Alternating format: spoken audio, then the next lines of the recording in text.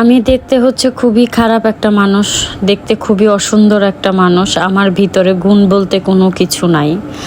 কিছু কিছু মানুষের চোখে হচ্ছে এগুলা। তো আমি কি করব বলেন তো? আল্লাহ আমারে এইভাবে সৃষ্টি করছে, তাও তো জামাই আমার পিছ ছাড়ে না। জামাই আমারে মানে এত পরিমাণের আদর ভালোবাসা দেয়, আমি কি করব কোন?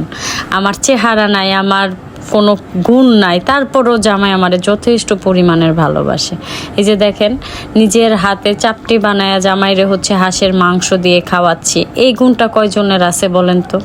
পারছেন এই পর্যন্ত একটা এরকম ভিডিও মেক করতে? পারেন নাই তো। তো আমি যা করি সেটা আমার দেখা দেখি তারপরে করার ট্রাই করেন। তো এইটা তো মানতে হবে যে এই গুণটা আমার আছে। আপনার না হয় অনেক গুণ আছে, আপনার এত গুণ আছে যে গুণের কারণে আপনার অবস্থা মনে করেন 10 গুণ হয়ে গেছে। আর আমার দেখেন গুণ নাই, তারপরও একটা মানুষ আমার পিছু ছাড়ে না। একটা মানুষে আমি আসলে কি বলবো, আর বলার ভাষা নাই। তো যাই হোক, বলতে বলতে এই যে দেখেন গরম চাপটি বানাই দিছি।